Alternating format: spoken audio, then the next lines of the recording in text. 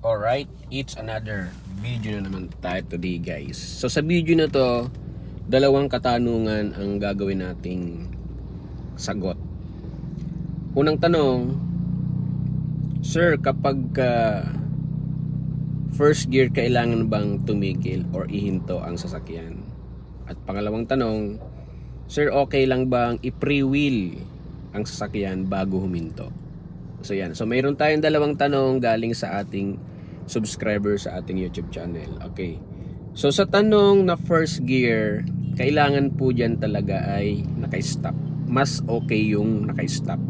Kasi ang first gear, yan ay starting gear. Hindi makakagalaw ang sasakyan kapag hindi sa first gear. Kapag pinilit natin, example, nasa second gear kayo nagpagalaw ng sasakyan or third gear, so mamamatay, possible na mamatay ang makina, lalo pag traffic, stop and go, tapos patigil-tigil yung sasakyan nyo. Kailangan yan first gear talaga. Ngayon pagka gumalaw na, napaarangkada nyo na yung sasakyan, saka kayo magpalit ng second gear, at pag tumigil ulit kayo, ibabalik nyo ulit ng first gear. Basta tandaan nyo guys, kahit nasan kayong sitwasyon, basta tumigil or itinigil nyo ang sasakyan nyo, ibabalik nyo ng first gear. Nasa paahon, palusong, paliko, traffic, nagpapark kayo, basta nakatigil ang sasakyan nyo, ilagay nyo ng first gear. Okay? Para mas pagalaw kayo or ma-move mo ng maayos ang sasakyan nyo. Alright? So wag kayong mag-first gear lalo't mabilis ang takbo nyo. Okay? Pero unang-una kasi hindi talaga yan papasok, no?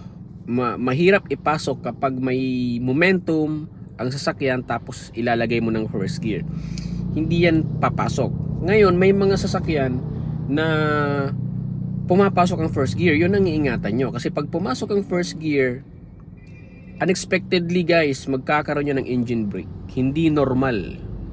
Okay? So abnormal ang driving nyo pagka ganun ang lagi nyong ginagawa. Okay? O, pangalawang sagot, pwede bang i-pre-wheel or i-neutral ang sasakyan kapag titigil? Well, pwede naman. The problem is, dapat mabagal lang sasakyan nyo.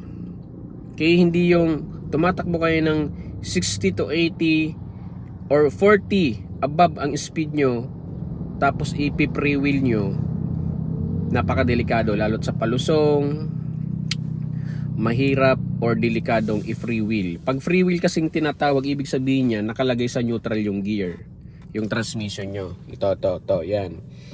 Tandaan nyo guys, kapag titigil kayo, ang gamitin nyo, brake lang muna. Okay, preno muna kayo ng konti. Ayan, brake muna kayo ng konti. Tapos pag mabagal na yung sasakyan, i-clutch nyo na. Clutch down. Para na din naka-pre-wheel yan kapag na-clutch kayo. And then pag totally nakatigil na yung sasakyan, back to neutral. So ganoon lang. Para hindi po kayo nalilito sa ginagawa nyo, huwag nyong lahat pagsabay-sabayin. Kasi hindi naman kailangan. Basta ang intention nyo ay tumigil kayo, mag-focus kayo sa brake. Brake ng konti hanggang sa mapabagal nyo. And then pag mabagal na, clutch down. Parang pre-wheeling na din yan. Okay? Then pag nakatigil na ulit kayo, saka nyo po ulit i-flex sa neutral. So ganoon lang.